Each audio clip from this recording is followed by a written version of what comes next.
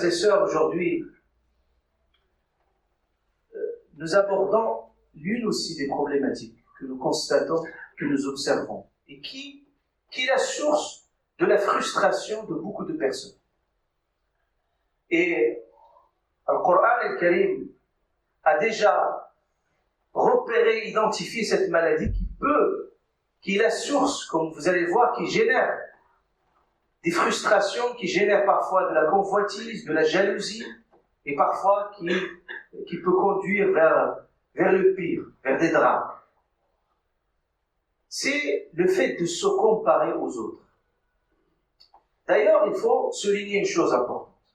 C'est que se comparer aux autres, c'est tout à fait naturel. C'est un même, comme le disent les psychologues, c'est un besoin même fondamental. Parce que finalement, sans les autres, on ne peut pas s'évaluer correctement. Si vous vivez tout seul, vous pouvez avoir l'illusion, et même vivre dans l'illusion totale d'être ce que vous avez dans votre tête. Et finalement, les autres qui sont face à vous, ils vous permettent parfois de se repérer, de se réajuster, et d'eux-mêmes de connaître, de se connaître, mieux se connaître. C'est pour ça le prophète, quand il le dit, c'est-à-dire la personne est le miroir de son frère, oui, c'est un miroir réfléchissant, les autres. Ça nous permet de nous positionner, et aussi ça nous permet de nous retrouver là où nous sommes. Mais se comparer, nous allons voir que ça peut parfois être bénéfique. Parce que parfois, dans certaines situations, le Coran al-Karim, quand il parle, parfois il y a une compétition louable. Et le fait de se comparer, ça peut générer une course, mais c'est une course louable. Mais au jour d'aujourd'hui, avec la mondialisation et avec aussi l'esprit de consommation qui règne dans les consciences, ça pousse à l'extrême cette comparaison. Et parfois, ça crée des drames. Ou des personnes, parfois, Allah subhanahu wa ta'ala les a mis dans une telle situation. Et parfois, ils se poussent à l'extrême pour acquérir une forme d'un souhait qui est dans leur tête. Donc il y a une course vers une richesse, une course vers un tel statut, une course vers... Et parfois, certains vont au-delà de leurs limites. Et ça les pousse sous une forme de frustration quand ils n'arrivent pas à atteindre leur but, parce qu'ils vont au-delà de leur potentialité, de leur capacité. Donc se comparer aux autres, d'ailleurs, Allah subhanahu wa ta'ala nous a parlé que le premier drame, et déjà le premier péché dans l'univers, c'était Allah ta'ala, quand il a créé Adam alayhi salam, il a façonné, il a bien harmonieusement constitué, et il a demandé aux anges de se prosterner devant lui. Et là, d'un seul coup, Iblis qui refuse de se prosterner. Et Allah ta'ala demande des explications à Iblis pour lui dire, dis-nous les raisons pour lesquelles tu as refusé. Et c'est là ce qui est important, c'est que Iblis, quand il explique, il dit, Ana khayru, est-ce que lui il est meilleur que moi? Tu m'as créé du feu et lui tu l'as créé de l'argile. Et là, il se compare à Adam. Mais il fait une mauvaise comparaison. Il se dit que moi je suis créé du feu, lui il est créé de l'argile, donc cet être, il est meilleur que moi.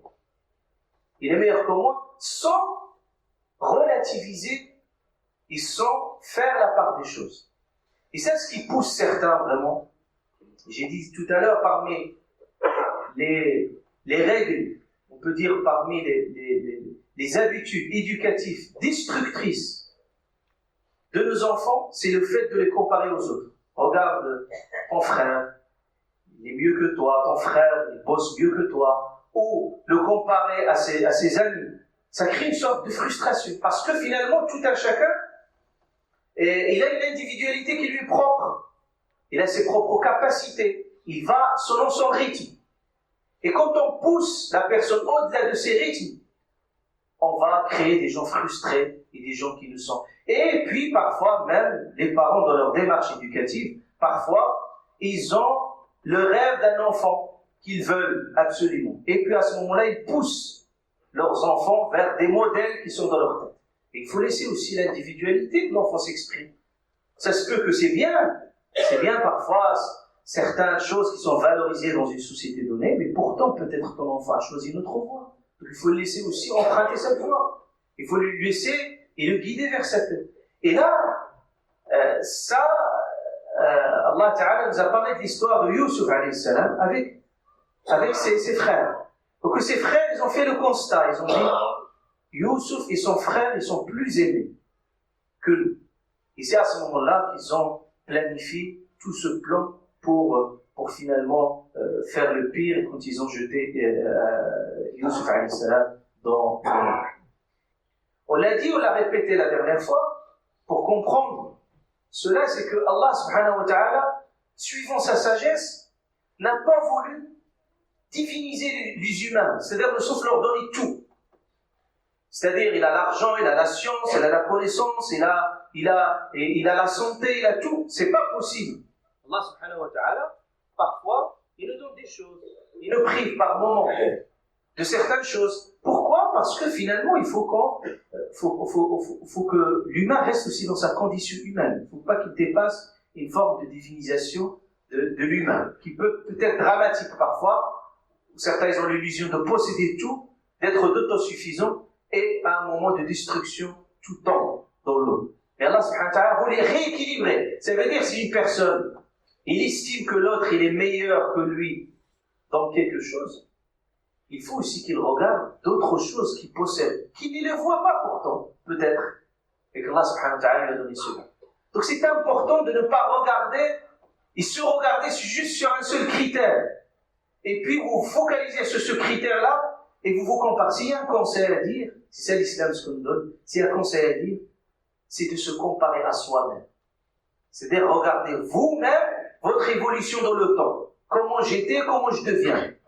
Encore, vous serez plus correct et plus logique dans votre démarche.